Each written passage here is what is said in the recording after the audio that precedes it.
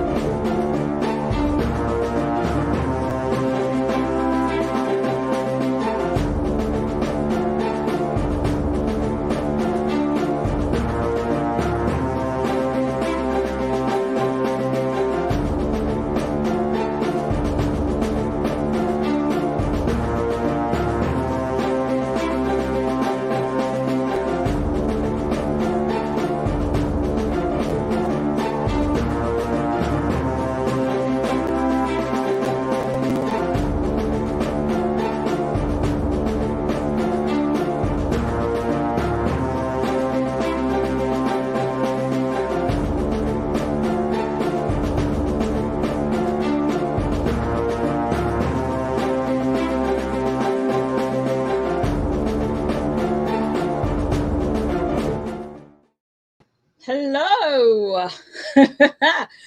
And we're back after like a long hiatus from taking lives. We are back. Hello everybody. How is everybody out there? I'm literally trying to like reposition my seating because I'm not really the tallest person in the world. So yeah, there's that. So how is everybody doing? How is everyone out there? Hi, Abies. How are you doing? Hey, Maki.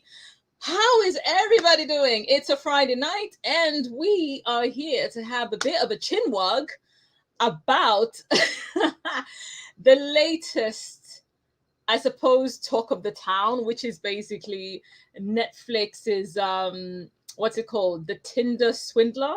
It's basically something that has been the talk in the entire interwebs, really and truly, isn't it?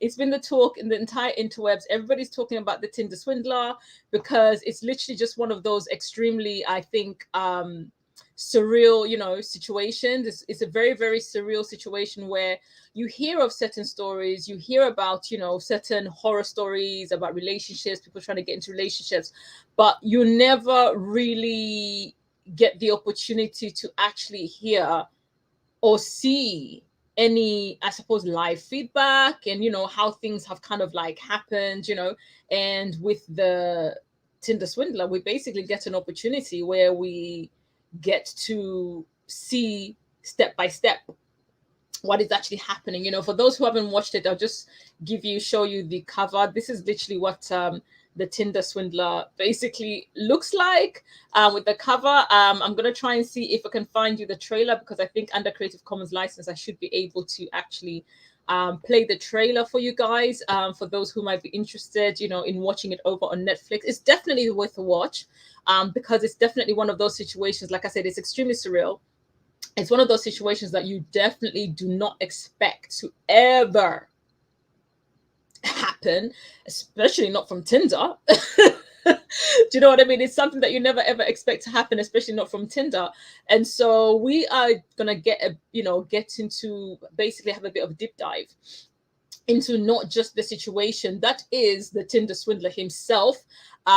Is it something Lviv? What's his first name? I forget his first name. Something Lviv, and so we're gonna look into that situation, but we're also going to look at the situations where how people portray themselves when they're entering into relationships or when they like somebody and they give a certain perception of who they are versus who they truly are, and how people tend to handle those situations.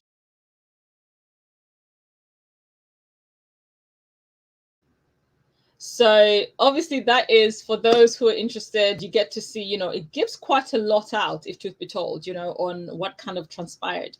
What I found very interesting though about the synopsis, right? When you read the synopsis, it says, oh, this man, he kind of swindles these women out of millions of dollars, and then it's time for them to get payback. But I'll be honest with you, that payback, I found it a bit lackluster. Like, I really thought they had, like, I don't know, maybe I was visualizing Ocean's 11 type situation, but like I kind of found their payback, in my opinion, quite lackluster. Their payback to me wasn't giving what's supposed to give. It's really that simple. Their payback wasn't giving what's supposed to give, and in the sense that the person who literally, for the most part, really did some kind of payback, which in my opinion was kind of small, is the one who sold his clothes. The other women just kind of had to sit around and wait to see, what happens. Honestly speaking, it was based on, like, she called them and told them, oh yeah, he's now finally arrested. But the other women technically didn't actively do anything to help him get arrested, if truth be told, apart from obviously put all that evidence forward and everything. But like, I don't know, I just feel like the last one is the one that did the most work.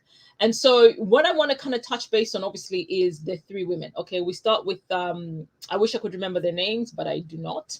I'll start with the first one, the one who actually fell in love with him, the one who traveled, who actually became his girlfriend, so to speak, and that's the one where in the documentary, obviously there's other women he swindled before, but in the documentary, she's the first one that he swindles, right? And basically, she's with him for so long and doesn't recognize any red flags. I just found that very, very bizarre, that you would get with somebody. And it's one thing, and here's the thing, you can't really fault for somebody for liking someone, Celia, thank you very much for that. Celia, that's it. Celia was the first person. And I feel like with Celia, after a certain amount of time, and he's coming up with these really random stories about being in danger, his enemies are after him, etc. I just kind of feel like she would have done a bit more checkups on him, because if there was already so-called, she could see, oh, he is a billionaire's child, or he's from this really wealthy diamond family, I would have thought that you would want to check to say, okay, then where's the rest of your family? Like, I've been your girlfriend for so long, but we've not talked about you meeting my family. What's the situation with that? You see what I mean? I don't understand why she didn't. And this is not trying to victim shame, but I don't understand how you can be with somebody for so long, and when they come up with the stories of having to lend them money, not even just, we're not talking about £50 or £100, we're talking about thousands upon thousands of pounds of money, or dollars in their case. That's too much money. That's way too much money to lend somebody, even if they claim they're in danger. You have to stop and think to say, hang on, if you're from this really wealthy family, where is your backup money? These wealthy families tend to have a backup in case of any emergencies or problems. So how is it that she didn't pick up on that? For me, it tells me that she was so desperate, maybe, for love, that she missed the red flags. Because I see that in a situation where you might find yourself developing feelings for somebody, I feel if you are in a position where you already know what you want out of relationship, you know what you want from a person, the red flags will literally pop up immediately. So even if you've developed feelings for them, it's a situation where you'll be like, I might be developing feelings for this person, but it's not too late for me to actually back out, because I've noticed this red flag, and that red flag, and I'm out. I'm bouncing out of this situation. And I feel like, had she not been in that mindset where she just felt, I just want to find love, I just want to find love, I just want to find love, she would have picked up on those things early on, when the feelings were still kind of surface, where you can easily kind of get over the person. You know what I mean? It doesn't take much. But when you're in too deep, you see the red flags less and less and less, until a situation gets really bad and dire, like, it did in this particular situation, where she was in deep at $250,000. That's when she started seeing the red flags. How are you going to start seeing the red flags after $250,000? That's crazy. But at the same time, it's not to blame her, because everybody, I suppose, reacts to situations differently. But that's kind of how I saw it. And then obviously, then we move on to the next girl, Patilia. I want to say Patilia. I think it's something like Patilia, something like that. That's her name. She got into a friendship with him, not really a relationship like that, where romantic, it was a platonic relationship. But she did notice some of his lifestyle was not really what she really wanted. She just wanted someone to have a lifestyle that's similar to hers, but share it together, but not in the way that he was trying to do it, where he was showing off, popping bottles. But we all know he was doing all of that because it was easier for him to send pictures to the next victim, basically to the next mark, as they call them, you know. And he basically just went around and did the same thing, recycled the same thing. And then obviously when that situation happened with the second girl, the third girl came in, and basically with her, it didn't take long for her to obviously catch on with the situation, because of the fact that already people were on him trying to figure out, like, okay, who has he swindled, and they found the other girls, you know. So it's a bit of a crazy discussion, I would say. So what I'm going to do, guys, I'm going to actually post the usual, you know, I'm going to post the link in the chat.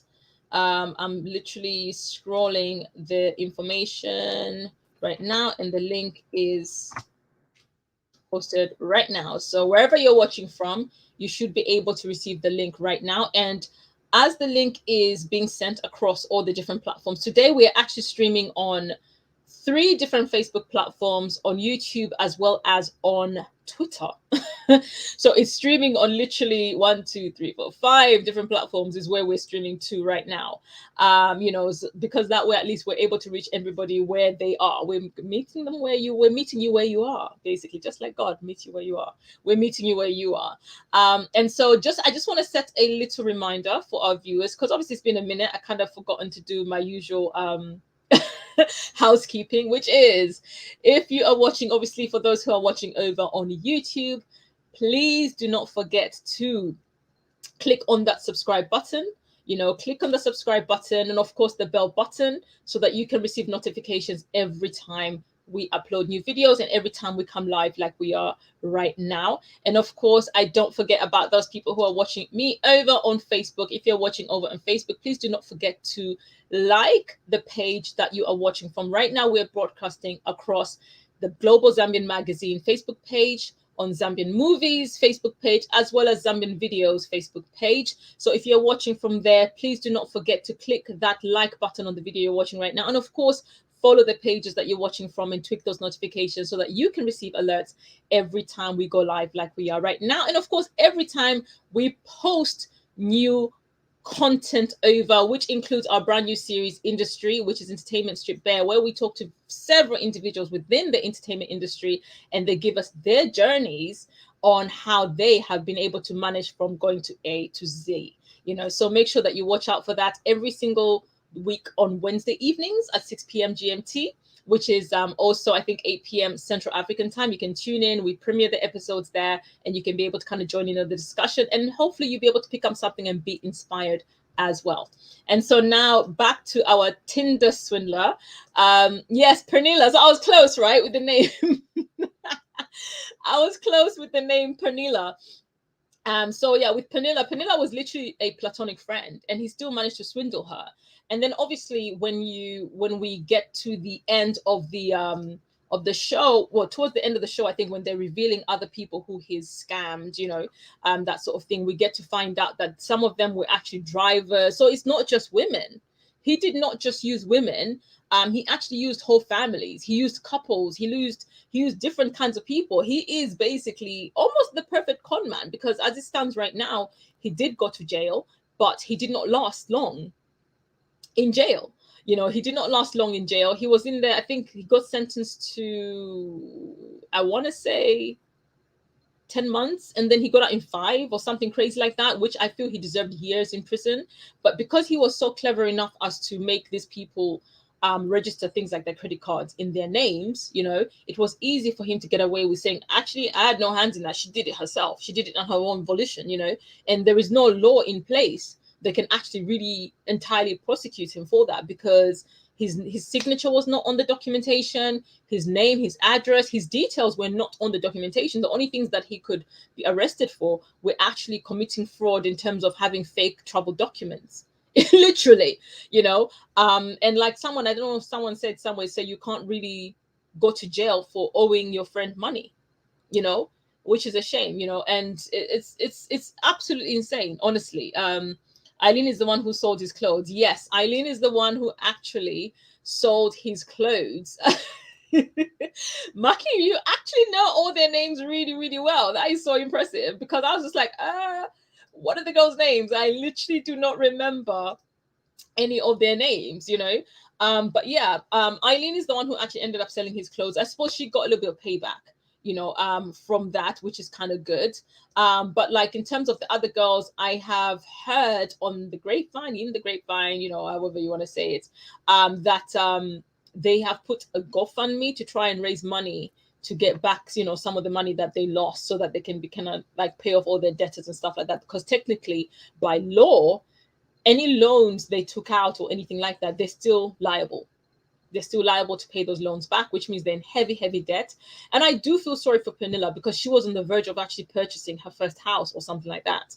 And she ended up using the money thinking that her friend was in legit danger, you know. And on top of it all, Simon Leviev, you know, I think if I Google him, for those, I might actually Google him so that we can try and find his Simon Leviev. Yep, is there. Instagram. So basically, he's actually offering services at the moment to people, and he's basically charging people to give business advice. And he actually has a whole website now. On. Okay, let me see if this is the same person. I'm not sure if this is the same person. I don't even know if I can believe any of the Instagram accounts, honestly, that I'm coming across, because I feel like there's so many. Hang on, he had a lot of followers. So, oh, wait, I think they really did delete it. I think they really did delete it. Okay, so let me just show you guys something real quick, because it looks like they did delete his account. And then when I tried to go to the one that looks like it's his current account, his one that seemed like it was the one that, you know, was his main account. It seems he, yeah, let me put myself down there so you guys can see this clearly. So if you can have a look, this is basically Simon Leviev official. He said, Instagram deleted my account. This account is official with my original surname. Now, here's the thing. I don't even know if this is someone trying to swindle other people, but there was a whole website on the other Instagram account where it was linked, where he was offering the services and you have to pay to receive this business advice. And I'm thinking, what person in their right mind would want to receive business advice basically from Simon Leviev? Like, what person in their right mind wouldn't do that? The way I see it, because I think he's got a girlfriend now, I feel that anybody that would fall for him, knowing what he's capable of at this point, and I don't want to be mean, I feel like they deserve being swindled. Anyone that is falling for him and his tricks and any of his business ploys at the moment and loses money, you deserve to lose your money, because you should know better by now, in my opinion.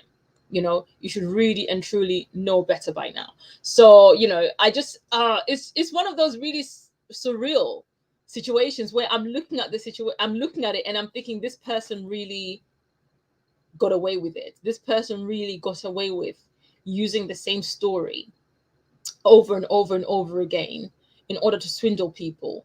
He was able to get these women to fall in love with him. And what I find somewhat disgusting is the ones he was able to actually have relationships with. He was sleeping with them and everything. It's like, I don't understand how anyone can sleep at night getting away with stuff like this. And then on top of it all, his mom is nowhere close to living the lifestyle that he is putting out there. Because bear in mind, his scam is he uses another woman's money in order to basically lure the other woman in, you know.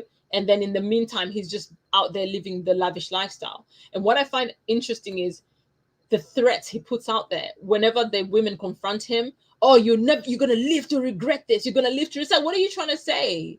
Like, you're literally living off of women or other people's money, basically recycling the money so that you can keep maintaining this so-called lifestyle that you're living. and you think that you're in a position to actually put threats out with with whose money? With whose money? So they would have had more justice going to Judge Judy. Do you think they would have had more justice going to Judge Judy because it would be on telly or something? I don't know. Maybe. Do you think that the documentary is going to help in terms of maybe just pushing things forward, and maybe him being outed, and maybe finding some kind of loophole that would actually get him arrested? Because that's what I'm trying to figure out in this situation. I'm like, there must be some kind of loophole to get him arrested and to put him behind bars, because I feel like if this man has been a con artist for years, to the point where even the local police know him, but they don't seem to, like, they're not bothered. And I was really surprised about that. They're literally not bothered. They were as good as shrugging their shoulders about the whole situation. Yeah, we know him. He used to be, this was his, he was Shimon, and now he's Simon. Not very clever of changing names. But I suppose he didn't want to forget his name.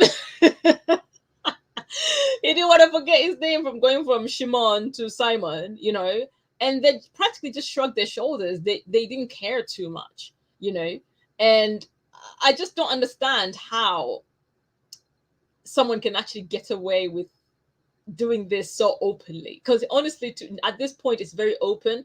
At this point, he is a known scam artist, and the worst part is there's women who are probably still falling on his feet or at his feet, like the current girlfriend that he has. I'm like thinking, okay, are you in the scam with him, or are you okay scamming people, or do you not care? Did you just want to sugar someone to just bask you in money and this lavish lifestyle? It doesn't matter how they get it. You know what I mean? And then, which brings about the question of the girl who was also the supposed baby mama. She was amongst the list of the original witnesses who had him arrested the first time round. Okay, the prison sentence that he had, where clearly someone bit the crap out of him, and he ended up with all the scratches on his back. But she ended up joining the con. And what I was trying to figure out with that situation is like, okay, so was she trying to sue him? And then maybe he managed to kind of convince her to say, hey, look, you can get your money back. And the only way I can help you get your money back is if you maybe just join me, and then you're going to get your money back that way. I feel like maybe that's one of the ways that she kind of like, ended up kind of like jumping on board with this situation. So, but I'm curious, like, guys, if you're gonna call in, this is your time. You know what I'm like. I'm gonna end up making this a very short live. So if you're gonna call in, this is your opportunity to call in and give me your opinions, because I know there's a bunch of people who had a lot to say, namely some people who I'm looking at right now. They had a lot to say about this whole situation and the dynamics of relationships, which brings me to obviously the topic of what was the question that I posed in the I think in the description. I posed the question of, does the need for finding love blind us to red flags? Like, are people sometimes so desperate? And by desperate, I don't mean it in a derogatory term to say that, oh, they're just so desperate, but desperate in the sense that sometimes society makes you feel like you have to be married, you have to find love, or you will be lonely, or maybe people are watching, all kinds of programs on TV, etc., that sort of thing, and they are somewhat made to feel like if they don't have a partner, if they don't have love, they'll be lonely, they'll be alone. You know what I mean? Like, society, I feel like to a degree, especially certain countries, will make people feel like if they're single and they choose to stay single, it's a taboo. If they choose to stay single, oh, why are you single? There must be something really wrong with you. Like, what is wrong with wanting to stay single? People shouldn't feel pressured into wanting to be in a relationship. And I feel like with Celia's situation, that seems to be it. It seems she really just wants to find love. But what I don't understand is why she feels the need to have to go on a dating app to find love. And there's the fact that she clearly hasn't learned her lesson, or maybe she has, I don't know. But Celia has found herself back on Tinder. Like, she's literally back on Tinder. For me, I wouldn't recommend Tinder personally, because I feel like it's the worst type of dating app, the whole swipe left, swipe. I don't know. I mean, it's, bear in mind, this is me making my own subjective opinion when it comes to dating apps. I would never do dating apps. I don't like the idea of dating apps. I don't like the idea of even virtual relationships. I find that extremely scary.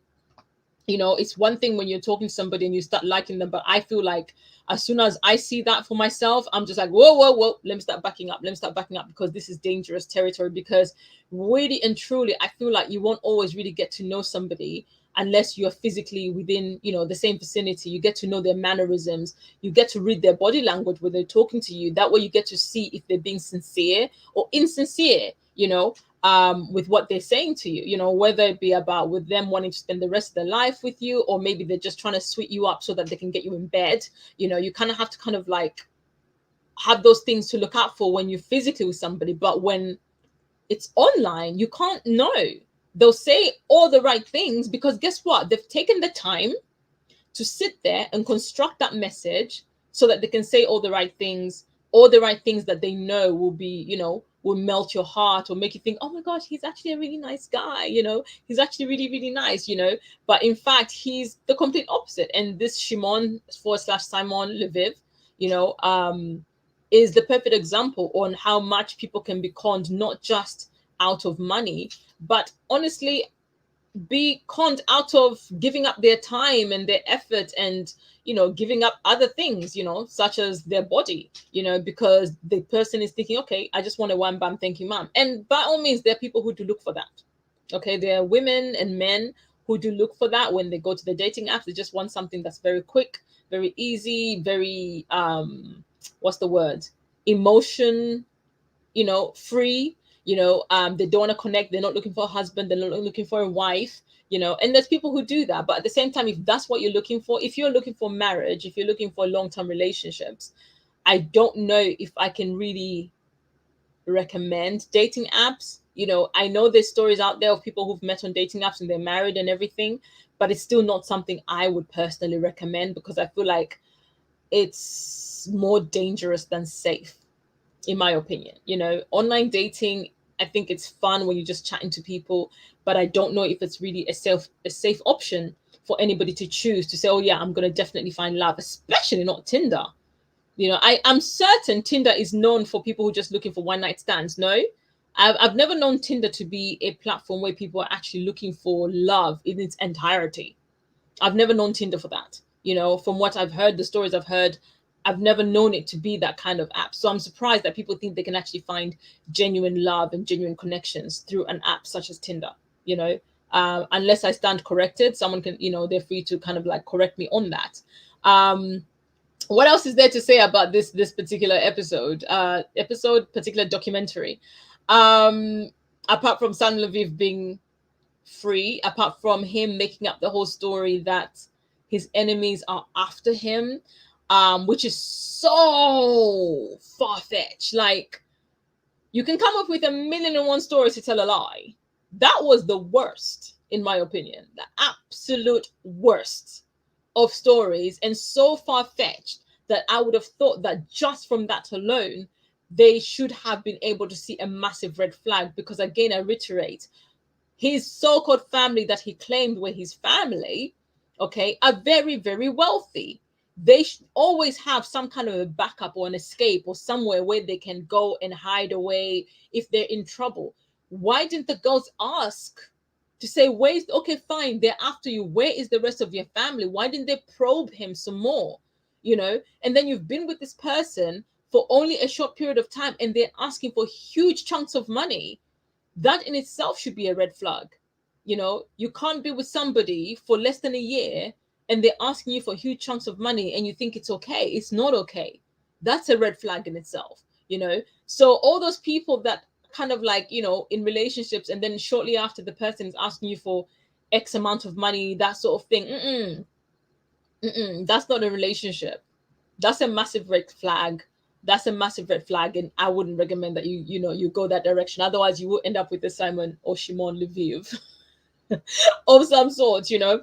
But guys, I am about to come to a close. with this because my mouth is actually getting dry from talking, on this topic. But if you're going to call in, guys, this is your opportunity to call in. I'm going to drop the link for the last time in the chat so that you can click on the link, and join in on the discussion. I'm actually also going to pin it for those who are watching over on YouTube. I've pinned the link at the very, very top. If you're going to join in, make sure obviously that your mic is working. You don't have to be on camera. I'm not too bothered about that. But make sure that your mic is actually working. Test your camera, and then you can just put the avatar on, and then you can come in and give your 2 cents if you have got any thoughts to say about Samuel Lviv, and also even the girls. Do you think that maybe some of them got over enticed with the money and the lifestyle, that they chose to maybe ignore the potential red flags that were there from the jump? Because that's something that I was also kind of thinking of as well, to say, okay, maybe to a degree, there was, some red flags, but the girls just chose not to. I don't know. This is literally what I'm trying to figure out, like how you can go so deep into a situation where, to the point where this person takes everything, literally, like that's your entire life. $250,000 technically is an entire house. You can purchase a house from that, correct? I am certain you can purchase an entire house from $250,000, and you can even, that basically is you purchasing a house that you can be able to purchase mortgage free. That is a house that can literally purchase mortgage free. So the fact that somebody can actually take so much money from you and you are still giving, okay, let me go back a little bit. At one point, do you think, actually I need to stop giving this person money? Come to think of it, like 250,000, it had to get to there at some point, right? It literally had to get to that point. So, and she was giving him in chunks. She didn't basically give him $250,000 outright, right? She had to do it in stages. So at which point would you be able to say, actually, I have to stop giving this person money. This is way too much. I can't afford it. Like, why am I taking loans out and things like that? And the fact that he asked her, and we're talking about Cecile, by the way, the fact that he asked her to say, oh no, for them to increase your credit limit, we're going to say that you're working for my company. Isn't this the same person who's trying to cover his tracks because his enemies are after him? And so if his enemies are after him and you're the girlfriend and she supposedly is now being registered with your company, doesn't that technically put her directly in danger? I need someone to help me. Like, I'm just trying to understand where her head was at, because it, honestly, I am on their side, but it fully still doesn't make sense. It fully doesn't make sense, especially when you're giving out so much money. It fully doesn't make sense to me. So I don't know, guys. But for those, if you're looking to call in, if you're gonna give your opinion, I'm gonna quickly just give you a promo of obviously one of our latest show called Industry. We're gonna play the promo, and then obviously when we come back, we're gonna kind of maybe talk a little bit more about the people taking more precaution, I suppose, when joining dating apps, and I think maybe not just dating apps, in real life as well. So we'll be back after this little commercial. Industry, where we delve into the entertainment industry. That time he had been stalked. I wasn't complaining, why am I not getting a percentage? I'm not gonna ask twice. Negative brought by Africa's charts. I financially got very exhausted. There was no filmmaker before me. My uncle didn't bring me here to necessarily make money. They're in subordination, giving us opportunities to expand our business. I've still been in prison right now, 12, 13 years. Everything I did was dancing. I mean, the money itself wasn't making sense. I'm gonna make you more money than you've ever made at that time. You have to have this zero tolerance. You're £150 back. We don't want you in there. I really don't care. Amazing public figures, entertainers, as well as celebrities. Catch them all on Industry. Entertainment stripped bare. Entertainment stripped bare. Make sure that you catch it every Wednesday at 6 p.m. Greenwich Meridian time, which is 8 p.m. Central African time, and it's 1 p.m. Eastern time in the USA for you to catch it every single Wednesday. Industry, we've got some amazing guests that we have coming every single week. It's been really busy on our end because obviously we're just filming interview after interview after interview, and I'm excited for you to kind of like get to delve into the rest of the stories that are coming in the coming weeks, because we're going to have a total of 20 episodes for the season. So we're running for quite a bit. We've still got quite a run ahead of us, where we've still got about 17 more weeks to go, I suppose, because our third episode technically is coming this week on Wednesday, and the person that's featuring is actually David Kazadi. You've probably seen him come here as a guest a couple of times, and we've been reviewing one of his series, Divorce Club. And now he is going to be giving us an insight into his journey in the industry. And we're not talking about just how he processes, filming and things like that. We actually delve into his entire journey. And it's quite an interesting journey. So make sure that you tune in on Wednesday, 6 p.m. as we premiere the episode of Industry. So now getting right back to our point of discussion, which is obviously Netflix's new documentary, The Tinder Swindler. Now, I'm still trying to come to terms with the fact that at what point, okay, someone give me feedback in the chat. At what point will you realize that this person is actually taking for a ride, when you find that they keep asking for more and more money, especially when it's accumulating, to the hundreds of thousands? We're not talking about now tens of thousands. It's in the hundreds of thousands. At what point do you stop giving them the money, or do you say, you know what, I'm actually not going to tolerate this anymore because this is a bit ridiculous? $250,000 would have bought her the house, and you know what? The irony about that is she would have purchased her own house and technically not even been in debt, in the sense that she would have probably had a payment plan to pay back the money without being in so much debt. She would have actually had a mortgage. And it's really, really sad that it had to come to that. Is the con that strong? Or I don't understand. Or was she so enticed because she did sleep with him? She was his girlfriend. Was she that enticed that she couldn't see it?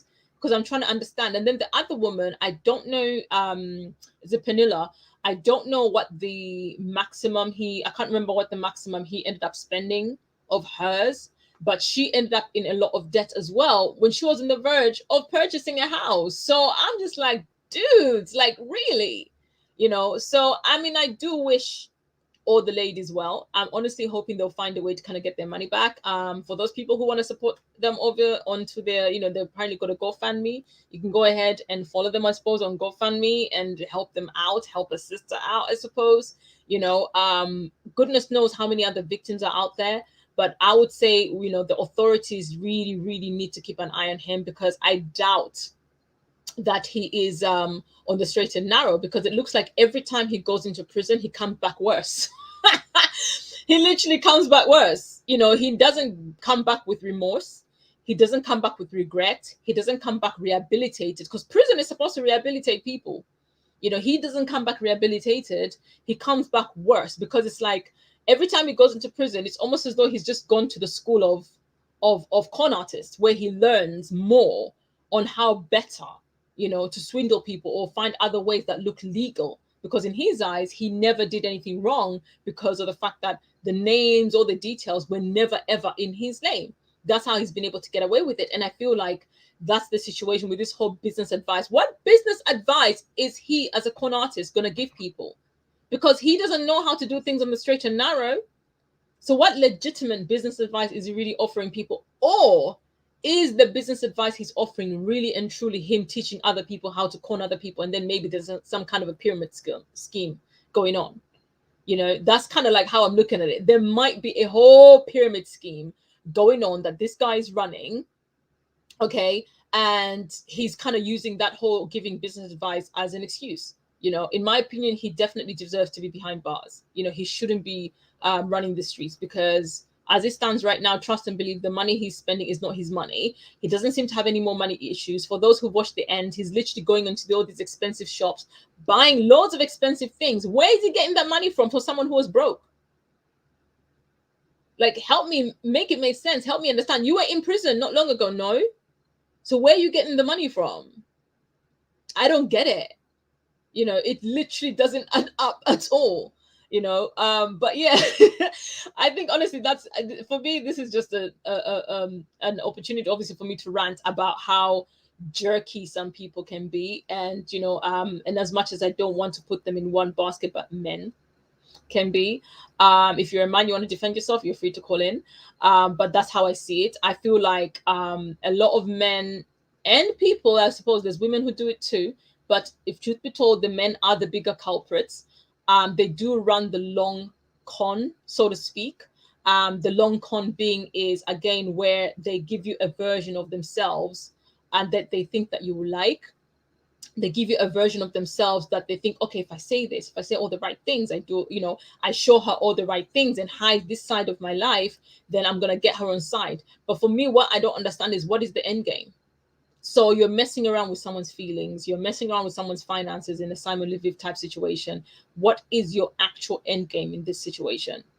Make it make sense. Like, what's the end game? Fine, you go and you mess around with someone's feelings, you're toying with someone's feelings, you're playing games with someone's feelings, okay, because you're busy hiding that side of yourself or whatever it is that you're holding back, that if they were to find out, it will be a deal breaker. It will be, the thing that will be like, well, I can't be a part of this, I don't want to be a part of this. But you choose to still toy with someone's feelings, you still toy with someone so that you can get what?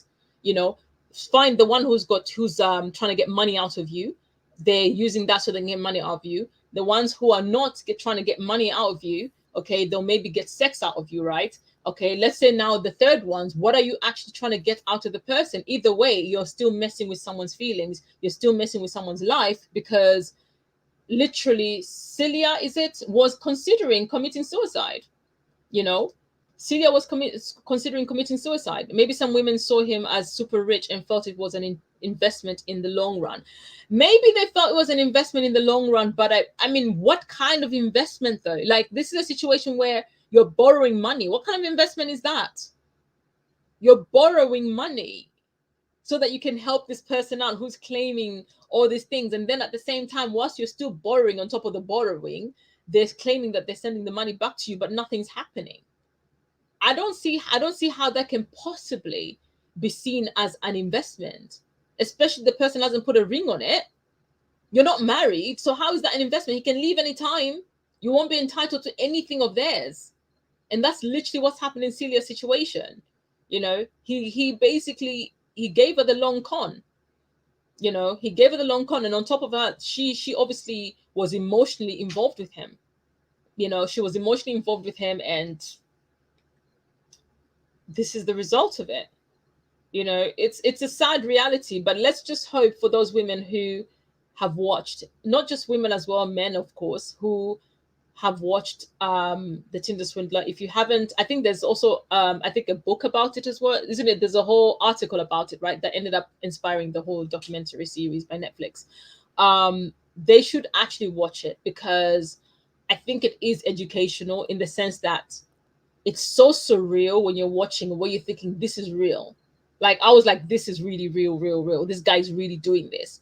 I thought, okay, this is not made up, right? I'm actually watching a real documentary of real people. This is what they really went through. And thank goodness for technology. They still had loads of voice notes.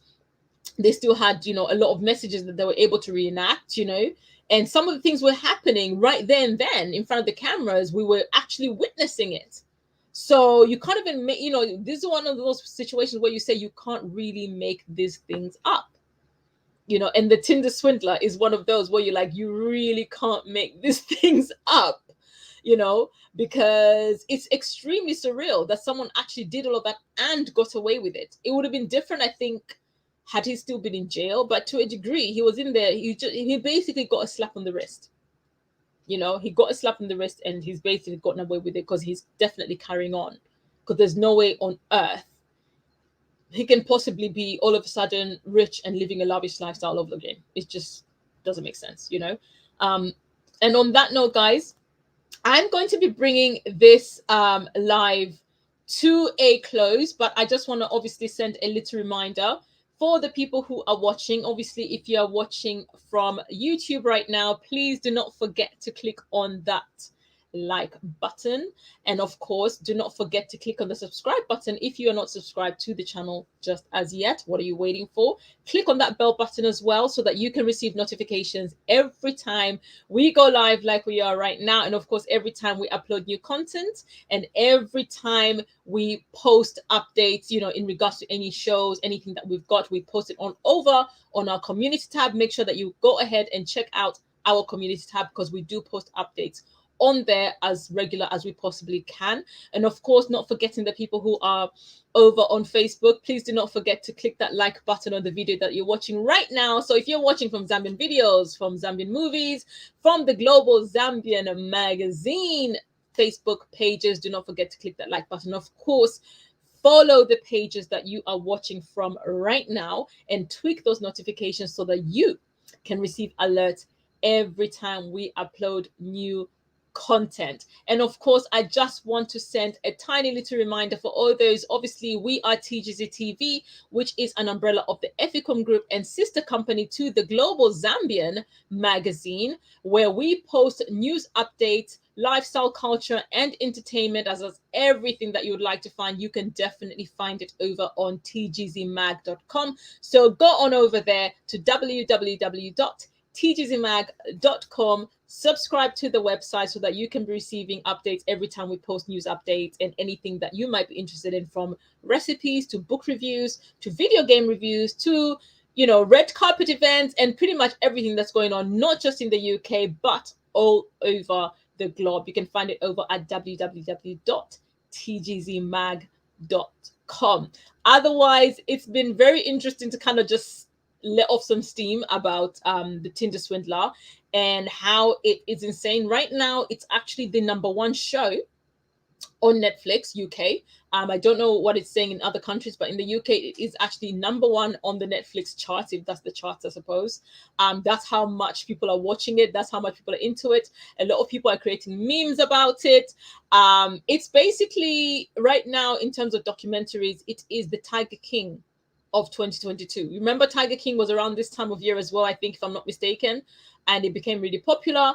And the Tinder Swindler is almost like the Tiger King of 2022, so yeah, if you haven't watched it, I would definitely highly recommend it. It's worth the watch. You could learn quite a lot, and I think it also brings a reality on what to look out for and how to be more careful, I think, when it comes to who you decide to trust, and be it whether it's a friend or somebody that you're interested in. I think you have to just tread a little bit more careful, so with that, on that note, guys, I just want to say thank you so much for tuning in. Thank you to my regulars, as always. Thank you for tuning in. Thank you for your continued support.